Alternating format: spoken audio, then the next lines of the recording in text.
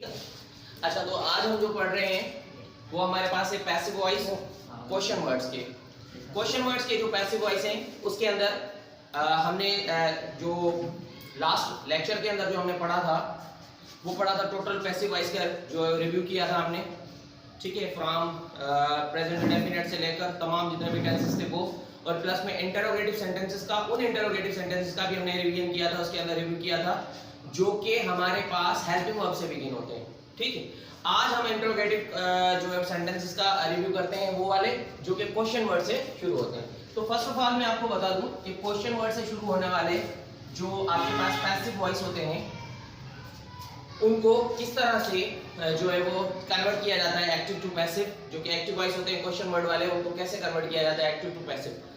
First of all पहले बात तो आप लोग ये याद रखें कि एक क्वेश्चन वर्ड किसी भी सेंटेंस के अंदर तीन चीजें हो सकता है। क्वेश्चन वर्ड किसी भी सेंटेंस के अंदर तीन चीजें हो सकता है। नंबर वन, वो सब्जेक्ट हो सकता है, नंबर टू, वो ऑब्जेक्ट हो सकता है, और नंबर थ्री, वो अगर सब्जेक्ट भी नहीं है ऑब्जेक्ट भी नहीं है तो फिर वो एडवर्ब होगा।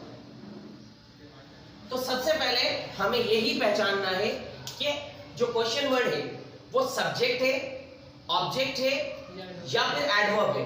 पहले जब ये हम पहचानेंगे उसके बाद हम उसका पैसिव में कन्वर्ट करना इजी हो जाएगा हमारे लिए, ठीक है। जिस तरह से मैं तीन सेंटेंसेस लिखता हूं पहले, जिसमें हम पहले पहचानना सीखते हैं और उसके बाद हम कुछ सेंटेंसेस लिख के उसकी प्रैक्टिस भी करेंगे, ठीक है, कि किस तरह से पैसिव वॉइस में बनता है सेंटेंस। अभी देखें, यहां पर एक सेंटेंस मैंने लिखा, what are you doing, what are you doing, एक क्वेश्चन मैंने ये लिखा, ठीक है। एक मैंने लिखा, what is troubling you, what is troubling you, एक क्वेश्चन मैंने ये लिखा, व्हाट इज ट्रबलिंग यू, ठीक है। और एक मैं क्वेश्चन लिखता हूं, why are you beating him, एक क्वेश्चन मैंने लिखा, why are you beating him, ठीक है। अब ये हमारे पास तीन क्वेश्चंस हैं। मैंने जैसे कि आपको बताया कि एक क्वेश्चन वर्ड एक सेंटेंस के अंदर तीन तरह का हो सकता है, या वो सब्जेक्ट हो सकता है, या वो ऑब्जेक्ट हो सकता है, या वो एडवर्ब होगा। अगर सब्जेक्ट और ऑब्जेक्ट नहीं होगा तो वो एडवर्ब होगा। तो अब इसमें सबसे पहले फर्स्ट ऑफ ऑल, क्योंकि हम जब पैसिव करते हैं तो सबसे पहले हमारा पहला पॉइंट ही ये है कि हम रिप्लेसमेंट करते हैं, सब्जेक्ट को ऑब्जेक्ट की जगह ले जाते हैं और ऑब्जेक्ट को सब्जेक्ट की जगह ले जाते हैं। जब सब्जेक्ट ऑब्जेक्ट की जगह जाता है तो वो सब्जेक्ट नहीं रहता, फिर उसका ऑब्जेक्टिव केस बन जाता है, ठीक है। तो अब जब क्वेश्चन वर्ड की बात आती है तो क्वेश्चन वर्ड में पहले उसको हम पहचानना कि हमारे पास सब्जेक्ट है वो या ऑब्जेक्ट है या फिर वो एडवर्ब है, क्योंकि क्वेश्चन वर्ड कभी भी अपनी जगह नहीं छोड़ेगा। चाहे वो सब्जेक्ट हो तो भी वो सेंटेंस में पहले आएगा, चाहे वो ऑब्जेक्ट हो तब भी वो सेंटेंस में पहले आएगा, चाहे वो एडवर्ब हो तब भी वो सेंटेंस में पहले ही आएगा। इसको यहां से उठाकर वहां नहीं रख सकते। जैसे हम करते थे ना, सब्जेक्ट को एक्टिव में पैसिव में यहां पर रहेगा, चाहे एक्टिव हो चाहे पैसिव हो, ये जो आपके क्वेश्चन वर्ड हैं वो कभी भी यहां से अपनी जगह नहीं छोड़ेंगे। उसको एक जगह से यहां से उठा के आप लास्ट में उसको नहीं रख सकते, ये सेंटेंस आपका रॉन्ग हो जाएगा, ठीक है। ये क्लियर है, चैलेंजिंग। तो अब इसमें सबसे पहले पहचान दें, इंटरोगेटिव सेंटेंसेस के अंदर पहचानने का सबसे आसान तरीका मैं बताऊं, सब्जेक्ट को पहचानने का। पहली बात कि सब्जेक्ट को किस तरह से पहचाना जाता है, ये बात याद रखना। पहले तो आप वर्ब को पहचानो, इसके अंदर वर्ब ये है, मेन वर्ब है, ये मेन वर्ब है, इसके अंदर मेन वर्ब कौन सी है, ये है, ये आ गई मेन वर्ब, और इसके अंदर मेन वर्ब कौन सी है, बीटिंग है, ये आ गई मेन वर्ब। अब जब हमें मेन वर्ब्स मिल गई, जब सबसे पहले हम जब मेन वर्ब को ढूंढ लेंगे तो सब्जेक्ट और ऑब्जेक्ट ढूंढना हमें आसान हो जाएगा। किस तरह से आसान होगा, सबसे पहले वर्ब के राइट आफ्टर, मैं बताता हूं, right after the main verb, main action verb के राइट आफ्टर अगर कोई नाउन या प्रोनाउन लिखा हुआ है तो वो आपका सेंटेंस के अंदर ऑब्जेक्ट कहलाएगा। थर्ड वाले सेंटेंस पर आ जाते हैं। पहले मेन वर्ब के राइट आफ्टर क्या है हमारे पास, हिम, और हिम क्या है आपके पास, पर्सनल प्रोनाउंस में ऑब्जेक्टिव केस है ही का, पर्सनल प्रोनाउंस में ऑब्जेक्टिव केस है ही का, ठीक है। तो अब ये हमारे पास हिम जो है वो प्रोनाउन हो गया। तो right after the man verb अगर आपके पास कोई नाउन या प्रोनाउन है, इट मींस कि वो वर्ब का ऑब्जेक्ट है। बात क्लियर हो गई कि इस सेंटेंस के अंदर ये आपका ऑब्जेक्ट, वर्ब भी पता चल गया, ऑब्जेक्ट भी पता चल गया, ठीक है। क्योंकि क्वेश्चन वर्ड के अंदर यही मसला होता है कि क्वेश्चन वर्ड अपनी जगह तो छोड़ता नहीं है, अपनी जगह से उसे हटाया नहीं जाता, तो फिर हमें यही दिक्कत होती है, यही परेशानी होती है कि उसको कैसे पहचाने कि वो एज अ सब्जेक्ट है वहां पर, या एज एन ऑब्जेक्ट है, या एज एन एडवर्ब है, ठीक है। क्योंकि यही तीन रोल प्ले करता है एक क्वेश्चन वर्ड किसी सेंटेंस के अंदर। तो अब जब ये चीजें हमें नहीं पता होती तो सबसे तो सेंटेंस को हम किस तरह से जो है वो कन्वर्ट करें, एक्टिव टू पैसिव या पैसिव टू एक्टिव, ठीक है। तो उसमें उसके लिए हमें क्या करना पड़ता है, सबसे पहले इस चीज को हमें जो है वो रिकॉग्नाइज करना पड़ता है। तो अब हम इसको रिकॉग्नाइज इस तरह से करेंगे, पहले मैन वर्ब ढूंढेंगे, मैन वर्ब के राइट आफ्टर हम देखेंगे कि अगर नाउन और प्रोनाउन मौजूद है तो इट मींस मैंने आपको बताया था कि नाउन और प्रोनाउन ही आपके ऑब्जेक्ट होते हैं, ठीक है। नाउन के फंक्शंस हैं, वो कभी टाइम मिला तो उसके अबाउट लेक्चर में बना दूंगा कि नाउन के कौन कौन से फंक्शंस हैं, तो वो बना दूंगा। लेकिन अब इससे पहले आप ये देखें कि इस सेंटेंस के अंदर, अगर किसी भी सेंटेंस के अंदर मेन वर्ब के फौरन बाद अगर कोई नाउन या प्रोनाउन आ जाता है तो वो ऑब्जेक्ट कहलाएगा। ये पीछे पहले भी हम रिवाइज करके आए हैं इस बात को। ऑब्जेक्ट मिल गया, मेन वर्ब मिल गया। अब क्वेश्चन वर्ड के अंदर सब्जेक्ट ढूंढना आसान भी है, पता है कैसे? मेन वर्ब और हेल्पिंग वर्ब के बीच में जो लिखा होता है वो हमेशा आपका सब्जेक्ट होता है। मेन वर्ब और हेल्पिंग वर्ब के बीच में जो लिखा होता है वो हमेशा आपका सब्जेक्ट होता है। तो यू आपका हो गया subject. Did I make it clear? अब इस सेंटेंस के अंदर ये ऑब्जेक्ट हो गया, ये सब्जेक्ट हो गया। तो अब क्वेश्चन वर्ड ना तो ऑब्जेक्ट है सेंटेंस के अंदर, ना सब्जेक्ट है। इट मींस जब ना ऑब्जेक्ट है ना सब्जेक्ट है तो क्या हो सकता है, वो वही भी रहेगा। तो क्या होगा फाइनल, क्या होगा, एडवर्ब होगा। जगह तो अपनी ये नहीं छोड़ेगा, ये जहां है वहीं के वहीं रहेगा, तो ये एडवर्ब कहलाएगा। Did I make it clear? आ जाते हैं यहाँ पर क्वेश्चन वर्ड वाले। पहले मैंने पढ़ाया था आप लोगों को? नहीं पढ़ा। क्वेश्चन वर्ड वाले जब हमने शुरू में पढ़ा था तब नहीं पढ़ाया था ना? नहीं पढ़ाया था। चलिए ठीक है, आज ही क्लियर हो जाएंगे हमें, सही है। अब हम ढूंढ रहे हैं क्या, सब्जेक्ट, ऑब्जेक्ट और एडवर्ब, ठीक है। कि क्वेश्चन वर्ड हमारा सब्जेक्ट है या ऑब्जेक्ट है या एडवर्ब है। जब हमें ये चीजें पता चल जाएंगी तो हम उसको पैसिव में इजीली कन्वर्ट कर सकते हैं, ठीक है। किस तरह से होगा वो हम जब प्रैक्टिस करेंगे तो वो हो जाएगा। रूल्स आपको पता है, हर पैसिव के अंदर थर्ड फॉर्म आती है। हेल्पिंग वर्ब्स कौन सी किस तरह से यूज होते हैं वो मैं ऑलरेडी आप लोगों को लिखा चुका हूं। आज जस्ट ये थोड़ा सा जो कंफ्यूजन है इसको दूर करवाता हूं, ठीक है।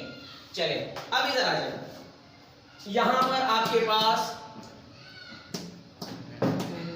मेन वर्ब आ गया। कभी भी दो वर्ब्स एक साथ नहीं आ सकती।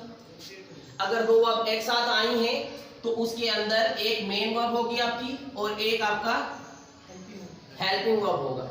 कभी भी दो मेन वर्ब साथ नहीं आएंगी, वो सुपर फ्लॉस हो जाएगा। ये एक अलग थ्योरी है, बताऊंगा किसी टाइम, फिर लेक्चर्स में बनाऊंगा, सारे के सारे लेक्चर्स में बनाऊंगा इस चीज के ऊपर। इलिप्सिस क्या है, प्रीपोजिशन क्या है, क्या इनके काम, टोटल चीजें, पार्ट्स ऑफ स्पीच, ऑल जितने भी हैं सबको मैं जो है वो डिस्क्राइब करके डिटेल के साथ सब बनाऊंगा इंशाल्लाह।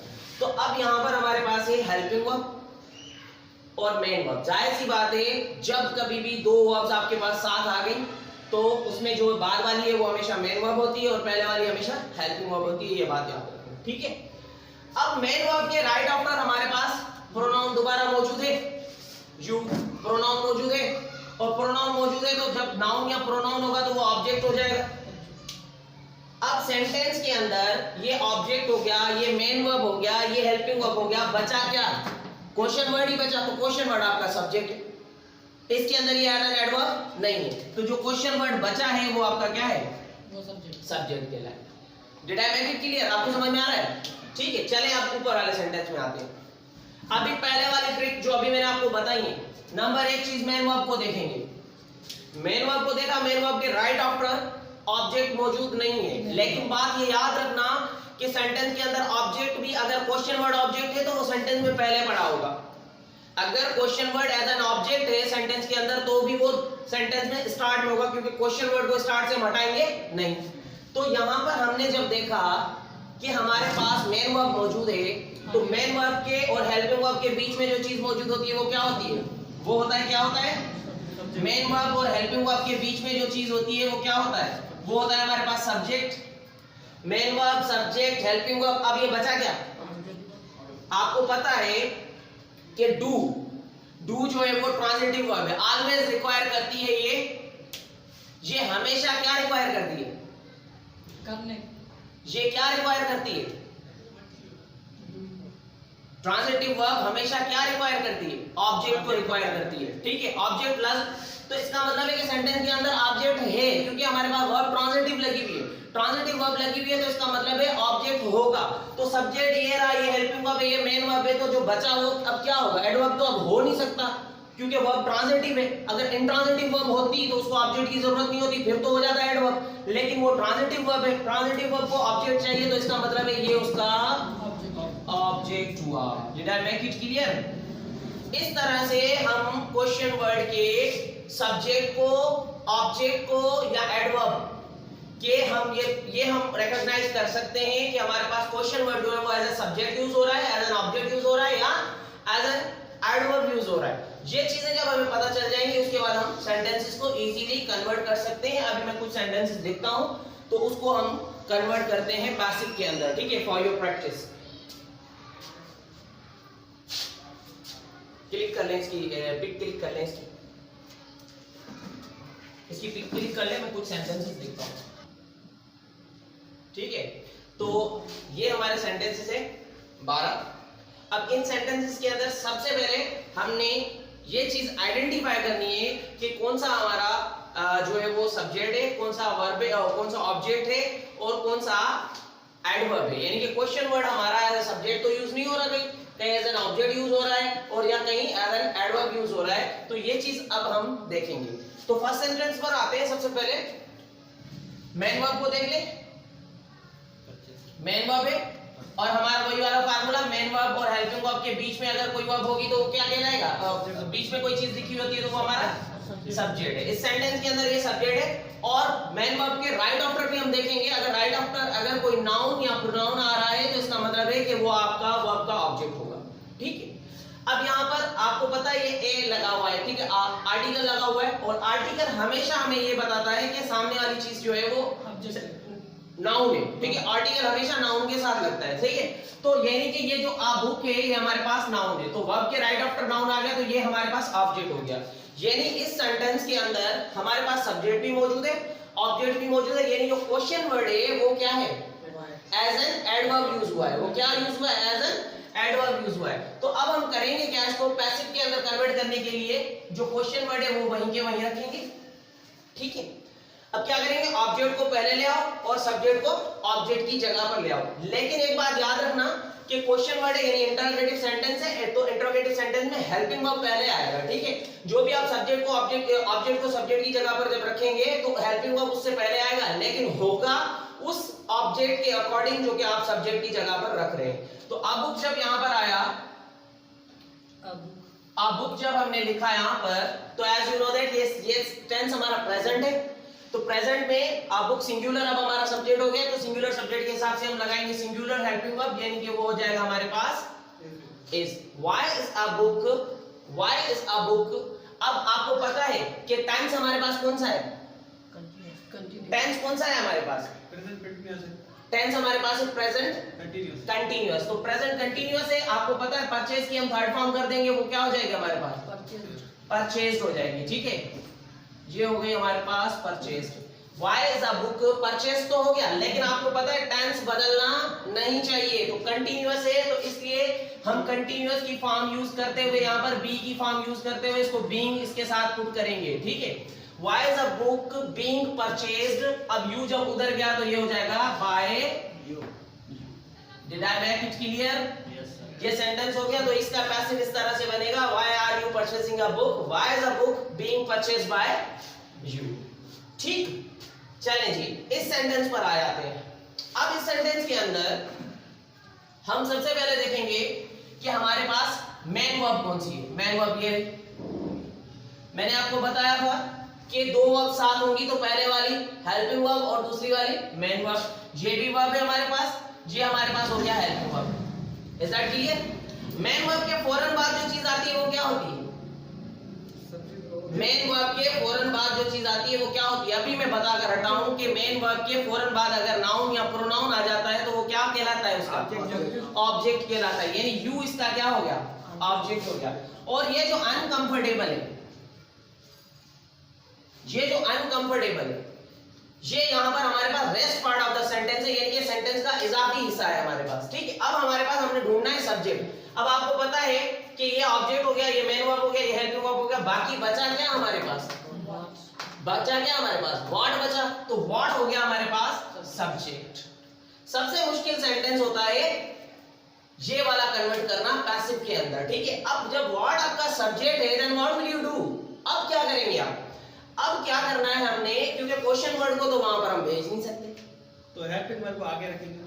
अब लिसन, इसका क्या करना है वो देखें। इसका इस तरह से होगा कि फर्स्ट ऑफ ऑल आपने जो हमारे पास फार्मूला था कि सब्जेक्ट को ऑब्जेक्ट की जगह और ऑब्जेक्ट को सब्जेक्ट की जगह, ले आए ऑब्जेक्ट को सब्जेक्ट की जगह, ऑब्जेक्ट आ गया भाई यू सब्जेक्ट की जगह। ठीक है, अब आपको बताया था कि जैसे कि सेंटेंस क्वेश्चन वर्ड है, सेंटेंस क्वेश्चन वर्ड है, तो क्वेश्चन वर्ड के हिसाब से पहले अपना इंटरोगेटिव सेंटेंस है तो हेल्पिंग वर्ब पहले आएगा, तो यू के हिसाब से हेल्पिंग वर्ब लगाएंगे। यहां पर डज हेल्पिंग वर्ब है, it means the sentence belongs to present indefinite tense, तो present indefinite tense के हिसाब से हमारे पास हेल्पिंग वर्ब मैंने लिखवाए थे is, are, am, passive के।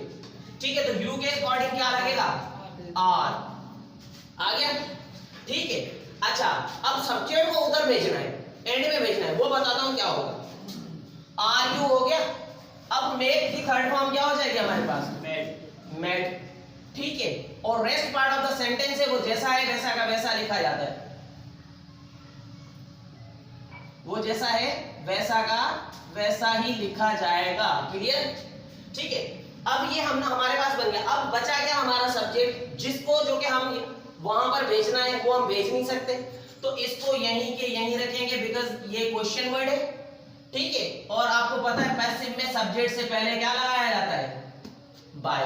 Bye what are you made uncomfortable, by what are you made comfortable.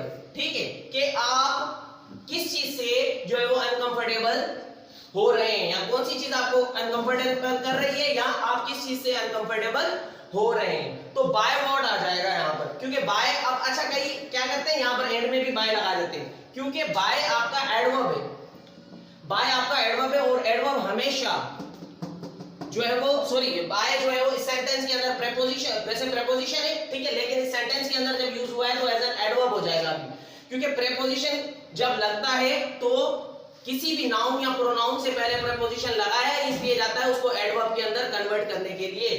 तो ये व्हाट जो है प्रोनाउंस की टाइप है, इंटरोगेटिव प्रोनाउन के अंदर आता है, तो बाय इस प्रोनाउन से पहले हमने बाय लगा दिया, मतलब ये पूरा आपका एडवर्ब बन गया। पार्ट्स ऑफ स्पीच बहुत बड़े हैं, ये कभी टाइम मिला तो समझाएंगे। तो इसको अगर उधर रख दिया तो भी सेंटेंस सही है, और यहां पर रखा तो भी सेंटेंस आपका सही है। तो होगा ये कि by what are you made uncomfortable. Did I make it clear? आ जाए यहां पर। अब इसमें देखें, ये आ गया हमारे पास मैन वर्ब, सो इजी है ये, तो ये आ गया हमारे पास हेल्पिंग वर्ब। ठीक है, anything that is written between main verb and helping verb called subject. Main verb और हेल्पिंग वर्ब के दरमियान लिखी हुई चीज सब्जेक्ट हो गई, वो main verb subject helping verb, बचा गया ऑब्जेक्ट, ये आपका कहलाएगा object. Did I make it clear? अब जब ऑब्जेक्ट कहलाएगा तो क्या होगा, इसको उधर तो नहीं भेज सकते, या इधर नहीं ला सकते, तो ये जहां है वहां के वहीं के वहीं रहता है। ठीक है, तो ऑब्जेक्ट को वैसे भी हमने पहले लाना होता है, तो इसको पहले लिख दो, व्हाट लिखा। ठीक है, उसके बाद क्या होगा, उसके बाद क्या होगा, अब इसके व्हाट के बाद क्या आएगा बताएं, शाबाश शाबाश शाबाश, बताएं भाई। सर व्हाट के बाद सब्जेक्ट आएगा। भाई ये हमारे पास क्या है, सब्जेक्ट है, ऑब्जेक्ट है।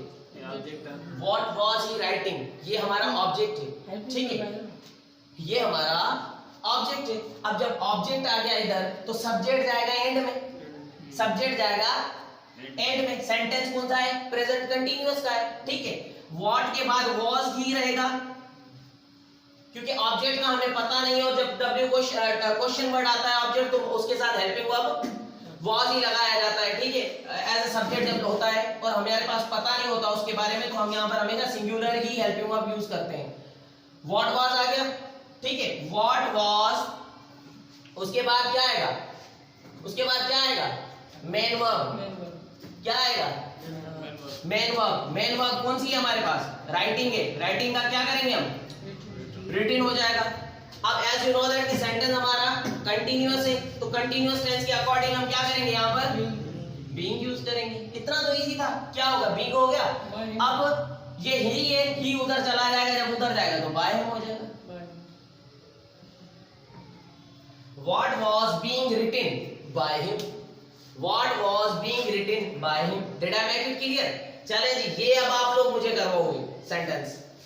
ये सेंटेंस अब आप लोग मुझे करवाओगे। चलें, आप लोग करवाएंगे सेंटेंस, शाबाश। क्या होगा इसमें, सबसे पहले ढूंढते हैं मेन वर्ब को। ये आ गई मेन वर्ब, ठीक है, मेन वर्ब आ गई। मेन वर्ब के साथ जो दूसरी वर्ब होती है पहले वाली, वो हमेशा हेल्पिंग वर्ब होती है। Helping verb has, it means कि सेंटेंस आपका है प्रेजेंट परफेक्ट टेंस का। अब मेन वर्ब के राइट आफ्टर अगर नाउन या प्रोनाउन लिखा हुआ है तो वो क्या कहलाता है आपका, ऑब्जेक्ट कहलाता है, ठीक है। ऑब्जेक्ट मिल गया, ऑब्जेक्ट मिल गया, मेन वर्ब मिल गई, हेल्पिंग वर्ब मिल गया, तो ये पूरी चीज अभी हमारे पास बची है। ये हमारा पूरी चीज क्या कहलाएगी हमारे पास, सब्जेक्ट कहलाएगी। तो अब आपको पता है सब्जेक्ट को ऑब्जेक्ट की जगह भेजते वो तो कर नहीं सकते, तो पहला रूल क्या था, जब सब्जेक्ट को ऑब्जेक्ट की जगह भेजते थे तो उसको बाय और सब्जेक्ट लिखते थे ना, तो यहां पर भी बाय तो आएगा और विच थिंग आ जाएगा, by which thing, by which thing आ गया। उसके बाद एज यू नो दैट कि सेंटेंस हमारा कौन सा है, इंटरोगेटिव है, तो हेल्पिंग वर्ब आएगा। और हेल्पिंग वर्ब आएगा इसके अकॉर्डिंग, क्योंकि ऑब्जेक्ट है, ऑब्जेक्ट रखा जाएगा सब्जेक्ट की जगह पर, तो ये जब हम हिम यहां पर लाएंगे तो हिम की हिसाब से यहां पर हम हेल्पिंग वर्ब लगाएंगे, ठीक है। हिम को जब यहां लाएंगे तो हिम क्या हो जाएगा, हिम किस में कन्वर्ट हो जाएगा, ही में, ठीक है।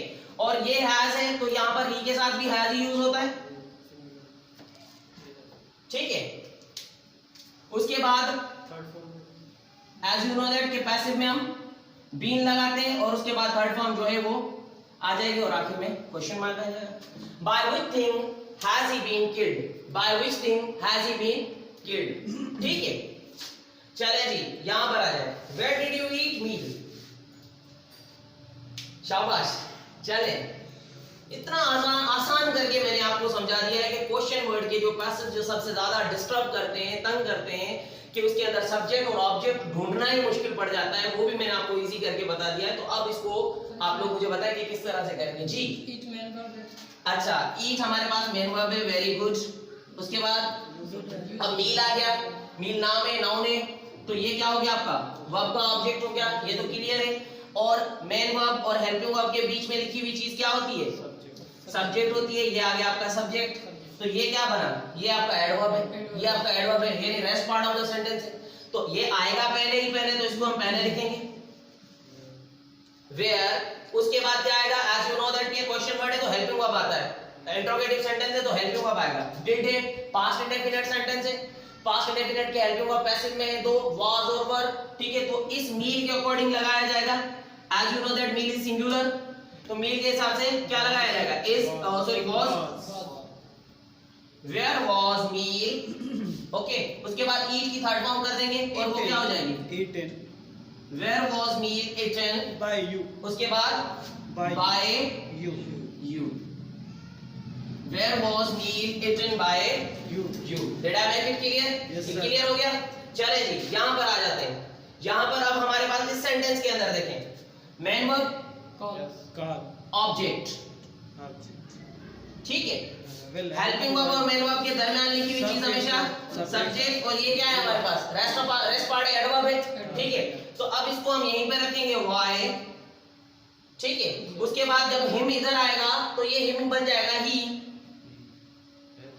और ही के अकॉर्डिंग हम हेल्पिंग वर्ब लगाएंगे, क्योंकि आपको पता है क्वेश्चन वर्ड के बाद हेल्पिंग वर्ब लगाया जाता है। तो हेल्पिंग वर्ब जब लगाएंगे तो विल ही रहेगा, क्योंकि ही के साथ विल ही लगता है, ठीक है। Why will he. अच्छा, उसके बाद कॉल की थर्ड फॉर्म जब आएगी, ये हो जाएगा हमारे पास called. As you know that कि हमारे पास विल मॉडल है, और मॉडल के साथ हमेशा बी वर्ब्स आती हैं, बी फॉर्म्स आती हैं, तो यहाँ पर बी की हम खुद बी वाली फॉर्म लिख देंगे।